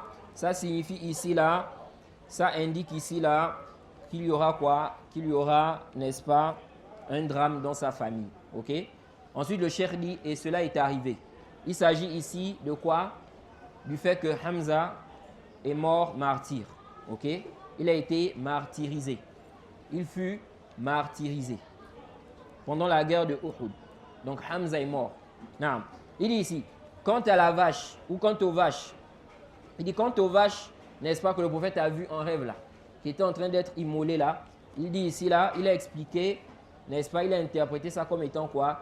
Le fait qu'on va tuer, n'est-ce pas, des compagnons pendant le Uhud, pendant la guerre de Uhud. C'est pourquoi il dit, quant aux vaches immolées, elles représentent les compagnons qu'Allah les agrée tombés dans la bataille de Uhud, donc tués. Et il dit ici, et il les a vus comme des vaches. Donc il a interprété que c'était des vaches. Ok? Il a interprété ici que les vaches là, ce sont quoi? Des compagnons qui seront tués. Il dit ici, il a interprété, il a vu que c'était quoi? Il les a vus comme des vaches, donc en songe, car la vache possède de nombreux bienfaits. C'est le plus utile de tous les animaux d'élevage, des bestiaux. Servant à quoi? Il sert à des fins telles que le labour, ok, l'engraissement, la reproduction et la production laitière. Et il possède beaucoup d'avantages. Il dit ici les compagnons étaient dans leur ensemble. Il dit les compagnons étaient dans leur ensemble les gens de bien. Ils représentent une source immense de bien pour cette communauté. Il dit si leur seul mérite était le fait qu'Allah leur a accordé la grâce de transmettre la législation à cette communauté, cela aurait été amplement suffisant, car nous n'avons d'autre voie d'accès à la législation d'Allah que par l'intermédiaire des compagnons. Ok? Naam. Et c'est ainsi que nous terminons, n'est-ce pas, l'explication du Cheikh Ibn Uthaymin de ce chapitre qui est dans Riyad al-Salihin. Naam. Alhamdulillah, on a terminé. On demande qu'Allah nous facilite, qu'il fasse que tout ce qu'on a eu à dire soit bénéfique pour nous et qu'on puisse mettre en application ce qu'on a appris. Naam. Donc on s'arrête là. S'il y a des questions, on va essayer de répondre en fonction de nos capacités. Et s'il n'y a pas de questions, on va simplement attendre la rupture.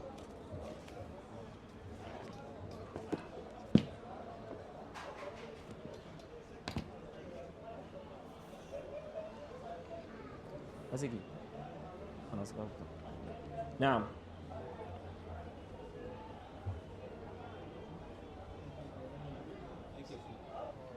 Wa alaykoum salam wa rahmatullah. Quand on dirige le tarawih, c'est que les mamans qui sont derrière le maman, si, est-ce que c'est permis pour eux de regarder dans le Coran, Non. Ça, c'est un sujet, n'est-ce pas, à divergence entre les savants. Ok? Celui qui prie, ok? Ce n'est même pas celui qui est derrière l'imam. Celui qui prie même, ok? Est-ce qu'il peut diriger la prière en lisant, n'est-ce pas, sur le mushaf ou autre chose, ok? Il va regarder, n'est-ce pas, les sourates sur autre chose. Ça peut être le mushaf, ou bien, comme aujourd'hui, on a quoi? On a les téléphones, ok? C'est un sujet à divergence entre les savants. Certains savants ont dit on peut le faire, ok? Qu'il n'y a pas de mal. Et ça, c'est la position des Shafi'iyya et bien d'autres, ok? Et il y a d'autres qui ont dit on ne le fait pas. Déjà, il y en a qui font la différence entre la prière obligatoire et la prière surrogatoire. Ils disent dans la prière obligatoire, on ne fait pas ça. Dans les prières surrogatoires, on peut faire ça. Ok? Et il y a d'autres qui ont dit on ne fait pas ça. Ce n'est pas légiféré. Certains disent même que si on fait ça, la prière est caduque. Ibn Hazm, par exemple, il dit ce n'est pas permis. Que celui qui prie, il lit, n'est-ce pas, en regardant sur le mushaf ou autre chose. Ok? Donc ça peut être sur le mushaf, ça peut être autre chose. Il dit ce n'est pas permis. Il dit s'il fait ça, la prière est caduque. Il dit s'il fait ça, la prière est quoi? Est caduque. Donc c'est un sujet à divergence entre les savants. Ok? Certains gens de science ont dit on peut. C'est pourquoi vous voyez pendant les tarawih, il y a des imams qui lisent, n'est-ce pas, avec quoi? Le mushaf. De même aussi à ceux qui sont derrière, il y en a qui sont derrière, qui suivent la lecture de l'imam avec quoi? Le mushaf. Ok? Alors quel est le jugement de tout ceci? Comme je l'ai dit tout à l'heure là, les savants ont divergé. Ceux qui ont dit qu'on peut le faire là, ils se basent sur un athar. Ils disent que Aïcha, n'est-ce pas, quand elle priait, elle avait un jeune, n'est-ce pas, on va dire un servant, qui dirigeait et il lisait sur le mushaf. Ok? Et donc ils disent que ça c'est l'argument qu'on peut le faire. C'est rapporté aussi de façon authentique de Anas, n'est-ce pas, qu'il a dirigé la prière et il avait quelqu'un qui priait derrière lui, qui regardait sur le mushaf. S'il se trompe, il fait quoi? Il le corrige. Ok? S'il se trompe, il fait quoi? Il le corrige. Donc ils ont dit, tout ça, ça montre quoi? Ça montre que c'est permis car on a ici des athars, n'est-ce pas, des compagnons qui ont fait ça. Et ceux qui ont dit que ce n'est pas légiféré, ils ont dit qu'à la base, cela va faire que la personne fasse des mouvements dans la prière qui ne sont pas nécessaires.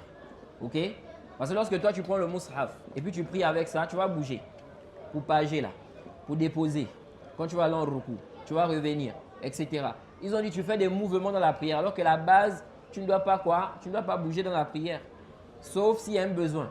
Ok? Et ils ont dit ici là, ce n'est pas rapporté que le prophète Mohammed sallallahu alayhi wa sallam lisait avec le mushaf. La prière à la base, tu lis par rapport à ce que tu as mémorisé. Tu lis par rapport à ce que tu as mémorisé. C'est pourquoi on a dit aux compagnons là, Faqra ma tayassar. Tu lis ce qui t'est facile. Ok? Donc tu mémorises et puis tu lis ce que tu as mémorisé. Donc ils ont dit ici, le prophète ne faisait pas ça. Et ça va te pousser à faire quoi? Beaucoup d'actes dans la prière. Et ça peut aussi te pousser à délaisser quoi? Une sunna. Qui est quoi? Le fait de mettre la main droite sur la main gauche. Parce que quoi? Tu es en train d'attraper le mushaf. C'est pourquoi il y a des gens maintenant, ils ont fait quoi? On a mis le mushaf devant. L'imam n'attrape plus. Donc ils ont mis quelque chose comme ça là pour qu'ils regardent. Ok? Donc ils ont dit quoi? Tu vas faire beaucoup de mouvements. Ensuite ils ont dit, c'est rapporté également d'un compagnon du prophète. Je pense que c'est Souaid al-Hanzali, si je ne me trompe pas. De façon authentique, dans le Musannaf d'Ibn Abi Shayba. Il a vu quelqu'un diriger avec le mushaf. Il dirigeait la prière avec le mushaf et il a fait quoi? Il a frappé, n'est-ce pas, avec ses pieds, au niveau de ses pieds. Ok? Et dans une autre version, il a détesté qu'on dirige la prière de Tarawih, la prière de Qiyam al-Layla, en lisant sur le mushaf. Ok? Donc ils ont dit ici, voilà un compagnon du prophète, il a réprimandé cet acte. Il a recommandé. Donc ça veut dire qu'on ne doit pas faire cela. Ok? Nous disons ici là que dans une telle situation, on voit quoi? On voit ici donc que les compagnons ont quoi? Divergé. Les compagnons ont divergé. Et quand c'est comme ça là, qu'est-ce qu'on fait? Normalement, on doit revenir aux preuves maintenant du kitab et de la sunna. C'est ce qui va trancher. Comme Allah a dit, fa in tanaza'tum fi shay'in farudduhu ila Allah wa rasul.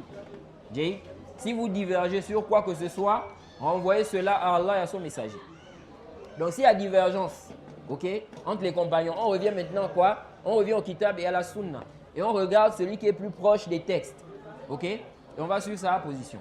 Si on regarde bien ici là, Wallahu a'lam, le prophète ne faisait pas ça. Le prophète n'a pas recommandé cela. Il n'a pas incité à cela. C'est pourquoi nous disons, le mieux ici là, c'est de délaisser ça. Ok? De diriger la prière sans lire sur le mushaf. De même aussi ceux qui sont derrière, ils ne lisent pas, n'est-ce pas, dans quoi? Dans le mushaf. Naam.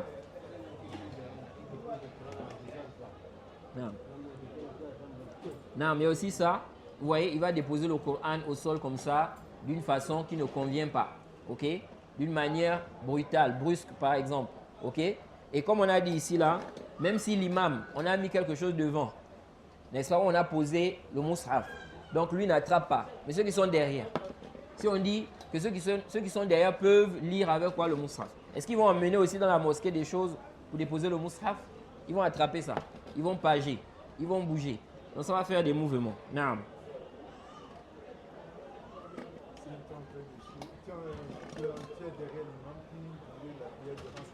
C'est pourquoi on dit concernant les prières là, on cherche ceux qui ont mémorisé le Coran, ok, pour qu'ils dirigent la prière. Celui qui a plus mémorisé et qui lit bien, on le prend, on le met devant, ok.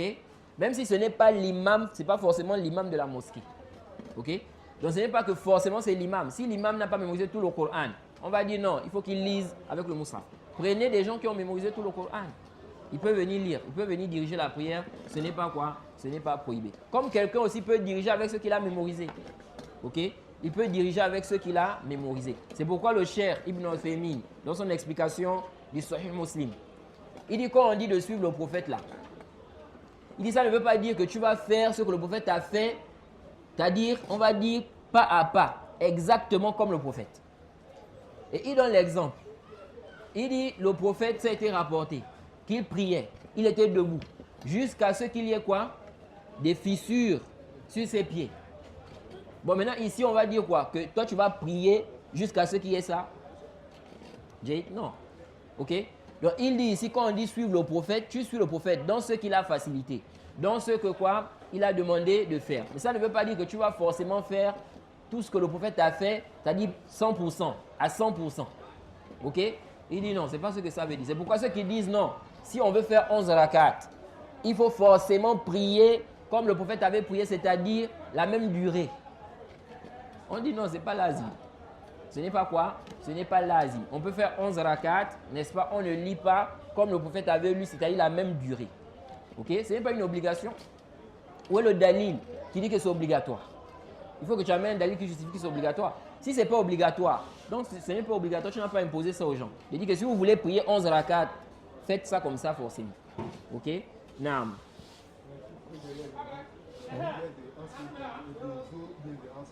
Et tu n'as pas fini de lire la soirée Fatiha. Et l'imam est parti en route. Maintenant, tu t'arrêtes, tu finis d'abord avant de rejoindre l'imam ou bien tu le suis. Non. Ça, c'est un sujet à divergence entre les savants. L'imam va en ruku après sa lecture. Mais toi qui es derrière, tu n'as pas terminé de lire la Fatiha. Qu'est-ce que tu fais? L'imam est déjà parti en ruku. Ok? Toi, tu n'as pas terminé de lire la Fatiha. Et ici, là, le frère a dit c'est la prière, par exemple, de Zuhr ou bien Asr. N'est-ce pas? Donc, une prière où tu dois lire la Fatiha. Parce qu'il y a le cas des prières où l'imam lit, n'est-ce pas? La lecture de l'imam, là, ça suffit pour nous. Comme, n'est-ce pas, par exemple, les 2 rakats de Isha, les 2 premières rakats de Isha, les 2 premières rakats de Isha, ou bien les 2 premières rakats de Maghrib, ou bien les 2 rakats de Fajr. Si l'imam lit là-bas, ok, la lecture de l'imam là, ça suffit pour nous. On n'est plus obligé de lire, ceux qui sont derrière, ceux qui sont derrière. C'est pourquoi quand l'imam lit là, on dit Amin. On dit quoi? On dit Amin. Ça veut dire que la lecture de l'imam là, c'est valable pour nous. C'est pourquoi lorsque le prophète Moussa, n'est-ce pas, avait invoqué, son frère Haroun disait Amin. Et Allah a dit quoi? On a exaucé vos 2 invocations. Vous voyez? Par contre, Ujibat da'watukuma. Vos 2 invocations. Pourtant, Haroun n'a pas invoqué. Il disait seulement quoi? Amin. Ok? Donc c'était aussi valable pour lui. Comme il dit Amin là. Ok? C'est pourquoi si l'imam lit à haute voix, on n'est plus obligé de lire la Fatiha. Ok? Donc la lecture de l'imam là, ça suffit. Et Allah a dit dans le Coran que si on lit le Coran, wa idha quri'a al-Quran, fastami'u lahu wa ansitu la'allakum turhamun. Ok? Si on lit le Coran, écoutez, observez le silence, taisez-vous, écoutez. Donc si l'imam lit, toi aussi derrière tu es en train de lire, c'est un problème. L'imam lit, toi aussi tu lis. Et ça peut même te perturber dans quoi? Dans la prière. Tu es en train de lire, l'imam est en train de lire. Tu peux être embrouillé là-bas. Ok? Donc nous disons, la vie qui est juste, elle est le plus savant. C'est un long débat entre les savants. Ce n'est pas obligatoire de lire la Fatiha derrière l'imam si l'imam lit à haute voix. Mais ce n'est pas aussi interdit. Ce n'est pas aussi quoi? Interdit, ok? Mais ce n'est pas obligatoire. Toïb. Maintenant, les prières où l'imam ne lit pas à haute voix. Comme la dernière raka, n'est-ce pas, de Maghrib. Les 2 dernières rakas de Isha. Ou bien la prière de Zuhur, la prière de Asr. Ici, là, on dit, toute personne doit forcément lire la Fatiha. Toute personne doit forcément lire la Fatiha. L'imam doit lire, ceux qui sont derrière aussi doivent lire. Personne ne doit délaisser. Ok? Le prophète a dit, la salata liman lam yaqra bi fatihatil kitab, dans le Sahih, n'est-ce pas, le hadith de Ubad ibn Samit. Taïb. Maintenant, ici, là, si on dit que la personne doit forcément lire, et le prophète a dit, il n'y a pas de prière pour celui qui ne lit pas la Fatiha. Maintenant, l'imam a terminé de lire la Fatiha dans, n'est-ce pas, une prière où il lit à voix basse, ou bien une raka où il était en train de lire à voix basse. Il a dit Allahu Akbar, il est allé au ruku. Moi, je n'ai pas terminé de lire la Fatiha. Je suis l'imam ou bien je termine. C'est un sujet à divergence. Certains savants ont dit, tu termines la Fatiha. Tu ne suis pas l'imam. Pourquoi? Ils ont dit parce que le prophète a dit, la salata liman lam yaqra bi fatihatil kitab. Pas de prière pour celui qui ne lit pas la Fatiha. Ils ont dit donc tu dois terminer. Même si l'imam est parti au ruku, même si l'imam revient du ruku, tu dois terminer. Tu dois faire quoi? Tu dois terminer la Fatiha avant de rejoindre l'imam, avant de suivre l'imam. Ok? Et il y a d'autres savants qui ont dit non. Ils ont dit ici, là, tu suis l'imam. Ok? Tu suis l'imam. Et c'est la vie que nous trouvons juste. Elle est le plus savant. Si l'imam a terminé la Fatiha et toi tu n'as pas terminé la Fatiha, qu'est-ce que tu fais? Tu suis l'imam. L'imam. Pourquoi? Parce qu'on dit ici là que le suivi de l'imam passe. Ok? Sa priorité. Le prophète a dit quoi? Le prophète a dit innama ju'ila al-imamu liyutamma bihi. Idha kabbara fakabbiru wa idha raka'a farka'u wa idha sajada fasjudu. L'imam a été fait pour être suivi. S'il fait le takbir, faites le takbir. S'il fait le ruku, faites le ruku. S'il fait le sujoud, faites le sujoud. Le suivi de l'imam, c'est une obligation. Toïb, on remarque que quelqu'un vient dans la prière. Il trouve que l'imam est par exemple, n'est-ce pas, on va dire, il est dans sa deuxième raka. Ok? Deuxième raka, par exemple, de la prière de Isha. Toi, tu arrives. Quand tu arrives là, qu'est-ce que l'imam va faire ici? Dans la deuxième raka là. L'imam va faire quoi? Après la deuxième raka, il va faire quoi? Quand il revient de la deuxième prosternation, il fait quoi? Hein? Il s'assoit pour faire le tashahhud. Toi, tu arrives. Tu as trouvé que l'imam est dans la deuxième raka. Ça veut dire que tu as trouvé combien de rakats avec l'imam? Tu l'as trouvé depuis le début de la deuxième raka. Tu as trouvé combien de rakats avec lui? Une. Ok? L'imam est dans sa deuxième. Mais toi, tu es venu, tu as trouvé que l'imam est dans la deuxième. Donc, tu as trouvé combien de rakats avec l'imam? Une seule. Ok? Bon, ici, là, qu'est-ce que tu fais? Est-ce que ici, là, tu ne vas pas t'asseoir? Est-ce que tu vas te lever? Alors qu'on ne s'assoit pas dans la quoi? La première. Mais tu vas t'asseoir ici, là. Pourquoi tu vas t'asseoir? Par suivi de l'imam. Si l'imam a oublié le tashahhud, l'imam s'est levé. Le tashahhud, c'est obligatoire dans la prière. L'imam a oublié le tashahhud. Ok? Il s'est relevé. Taïb, qu'est-ce que tu fais ici? Il est déjà debout. Mais s'il est déjà debout, il ne peut plus revenir.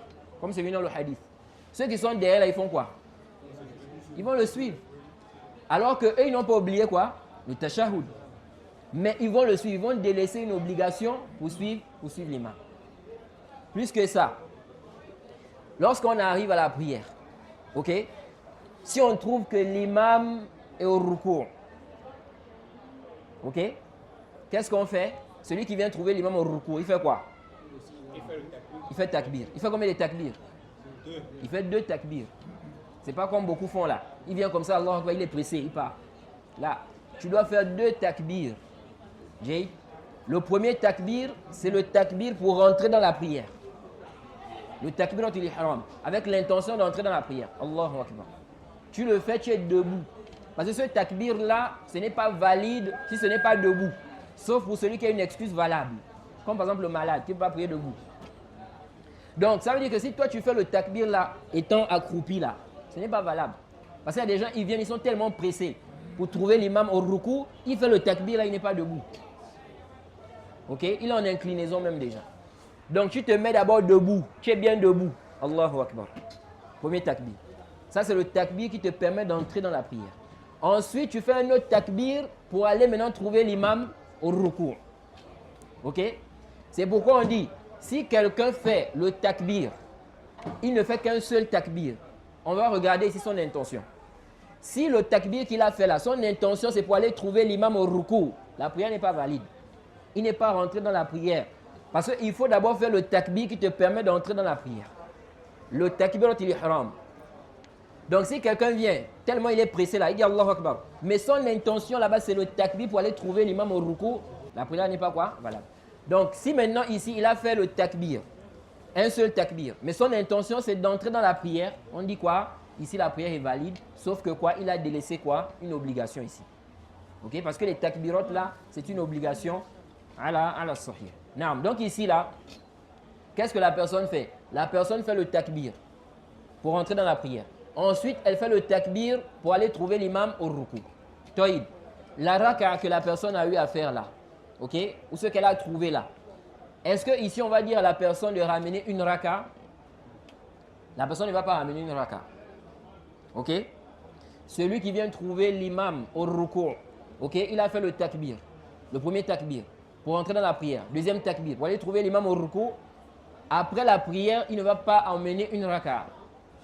Ok? C'est vrai que les savants ont divergé par rapport à ça. Mais ce qui est sahih, il ne ramène pas une raka. Et ça, c'est rapporté de certains compagnons. Toïb. Maintenant, ici, là, il a laissé quoi? Il a laissé la Fatiha. Il a laissé la Fatiha. Jay?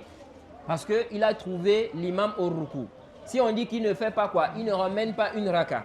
Si on dit qu'il ne ramène pas une raka, pourtant, il n'a pas récité la Fatiha. La Fatiha, c'est un pilier. Donc, il a laissé ça. Ici, là, quand il est arrivé là, est-ce qu'il y a un savant qui dit que si tu viens trouver l'imam au ruku, tu te mets debout, tu récites d'abord la Fatiha? Il n'y a pas un savant qui dit ça. Donc ici, tu dois suivre l'imam. Tu vas laisser le pilier là pour suivre d'abord l'imam. Ok? Et à Sahih, tu ne vas pas ramener ici une raka. Donc nous disons ici, si on délaisse, n'est-ce pas, le pilier ici là, pour suivre l'imam, et ici là, la prière est valide, la raka là est valide, alors c'est la même chose ici. Donc celui-là, il était dans l'incapacité de terminer. Ce n'est pas comme quelqu'un, il peut terminer. Ok? C'est pourquoi il y a certains gens de sciences qui ont dit, si toi tu arrives, parce qu'il y a des gens qui font ça, pendant Tarawih, lui il est assis. Ok? Il attend que l'imam parte au ruku. Ils sont là en train de parler. Parler. Si l'imam va au ruku, ils viennent vite. Allahu Akbar. Il fait le ruku. Il y a certains gens de sciences qui ont dit que la prière n'est pas valide. Certains gens de sciences ont dit que la prière n'est pas quoi? Valide. Qui a dit ça? Non. Parce que ici là, il a considéré que tu as délaissé le pilier volontairement. Volontairement, tu as laissé un pilier comme ça. Et il y a d'autres qui disent quoi? Qu'on ne peut pas dire que la prière n'est pas quoi? Valide. Bref. Donc ici là, nous disons quoi? Nous disons, si l'imam a terminé la Fatiha et que toi tu n'as pas terminé, suis l'imam. Ok? Tu fais quoi? Tu suis l'imam. Si tu peux terminer, ok, rapidement, sans retarder, sans avoir vraiment un retard vis-à-vis de l'imam, ici on dit fais-le.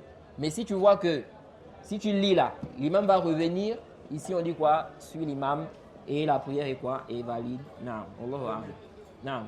Peut-être la dernière question. Quelqu'un qui vient, il prie, il rentre dans la mosquée, après on a déjà fini de demander la prière en jama.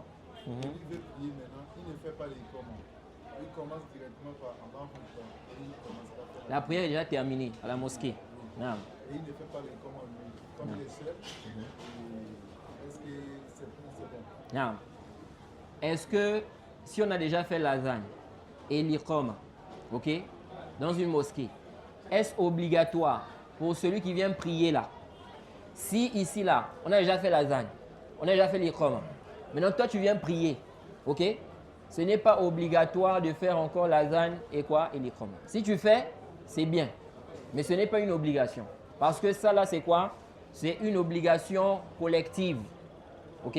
Ce n'est pas une obligation individuelle. C'est pourquoi l'azan, là, on ne dit pas aux gens, à chaque musulman, de faire quoi? L'azan. Si le muazzin a déjà fait l'azan, là, c'est bon. On ne va pas dire, toi, il faut faire encore. Toi, il faut faire encore. Non. C'est une obligation qui est quoi? Collective et non quoi? Individuelle. C'est la même chose pour l'iqama. Wallahu a'lam. Naam. On s'arrête ici. Hein? C'est fini là. Naam. Naam. Sauf si c'est rapide. Est-ce qu'on peut se lancer dans les cotisations collectives qu'on fait et ici, les tours, si ça vient sur moi, il faut prendre l'argent là, pour payer l'argent des billets d'avion pour aller faire la Hajj. En tant que je n'ai pas encore terminé de payer de rembourser pour les gens. En un mot, la tontine, c'est la tontine? Non, la tontine. Je pense qu'on avait déjà parlé de ça ici. Le jugement de la tontine. Les savants ont divergé par rapport à ça. Est-ce que la tontine c'est autorisé? Ou bien c'est pas autorisé? Ok? Mais on avait dit ici que ce qui est juste, la tontine est autorisée. Ce n'est pas interdit. Il n'y a pas un argument, n'est-ce pas, qui montre que c'est interdit. Le fait de croire ou de dire que c'est quoi? C'est le riba, ce n'est pas le riba. Ok? La personne ici va rembourser tout ce qu'elle a pris. Ok? Elle va rembourser ce qu'elle a pris. On ne va pas donner quoi? Un plus. Il n'y aura pas quoi? Un plus ici. Ok? De même aussi, ceux qui disent que c'est interdit parce que ici, là, on va dire tu me prêtes à condition que je te prête. Ça aussi, comme a expliqué le Cheikh Ibn Baz, ça ne montre pas l'interdiction de quoi? De la tontine. Ok? Donc nous disons ici, la tontine c'est autorisé. Donc même si tu dois à quelqu'un, ok? Même si tu dois, est-ce que tu peux aller faire le hajj? Ok? Quelqu'un doit, je dois de l'argent à quelqu'un. Je peux aller faire le hajj, n'est-ce pas? Avec l'argent là que j'ai emprunté, avant de rembourser, on dit tu peux. Ok? Tu peux. Mais à quel moment tu ne peux pas? Tu ne peux pas si celui à qui tu dois là, s'il te dit, moi je veux mon argent maintenant. Ok? C'est la période du hajj. Lui il dit, il veut son argent maintenant. Toi ici là, tu dois d'abord rembourser son argent. Tu n'as pas le droit de partir au hajj et tu ne lui donnes pas quoi? Son argent. Mais s'il dit ici là, que tu peux me rembourser après, ou bien la date que vous avez fixée pour le remboursement là, c'est après le hajj. Ok? Et tu sais que tu auras l'argent pour rembourser, ici il n'y a pas de problème, tu peux partir. Donc ici, même si tu n'as pas encore donné à tout le monde, tu peux partir. Ok? Sauf si, comme on a dit ici là, tu dois donner. Ok? C'est-à-dire c'est au moment où tu dois donner. Maintenant toi tu laisses, tu pars. Non. Ici tu dois faire quoi? Tu dois d'abord donner. Non. Wa subhanaka Allahumma wa bihamdik. Wa ashhadu an la ilaha illa anta astaghfiruka wa atubu ilayk. Ah bon? Non. C'est pour qui le téléphone là? Oui, comme ça là. Non. Non. Non. Non. Tu viens de l'extérieur pour venir trouver l'imam. Quand tu viens, tu trouves l'imam, il est déjà au bruit.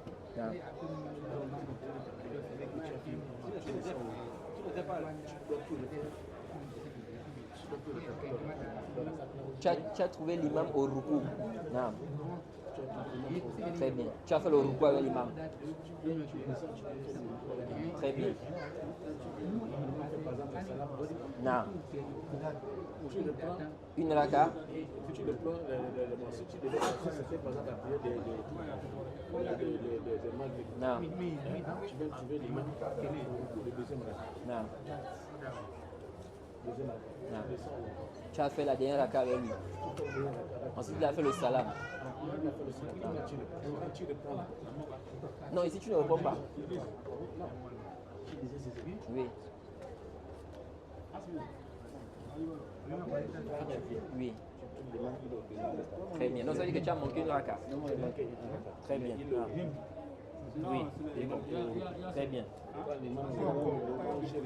Non. Très bien. Ensuite, tu as fait la dernière raka avec lui. Après, tu vas te relever pour compléter une raka. Là, je fais une seule raka. Non, ici, tu vas faire une seule. Parce que je n'ai pas fait Je n'ai pas Vu la Fatiha. J'ai trouvé seulement le recours. L'imam, par exemple. Oui. Pourquoi ici tu fais seulement une seule raka? Parce que c'est une seule raka que tu as manqué. La première raka, tu n'as pas trouvé ça. Depuis le takbir jusqu'à la fin. Maintenant, la deuxième raka, tu as trouvé l'imam au ruku. Ok? Bon, est-ce que celui qui trouve l'imam au ruku, il a trouvé la raka? On a expliqué ça tout à l'heure là. Les savants ont divergé par rapport à ça. Mais ce qui est juste, celui qui trouve l'imam au ruku, il a trouvé la raka. Ok? C'est-à-dire, si tu trouves l'imam au ruku, ok? Si tu trouves l'imam au ruku, la raka que tu as trouvé avec l'imam, ce que tu as trouvé avec l'imam là, on ne va pas te demander de rembourser ça. Ok?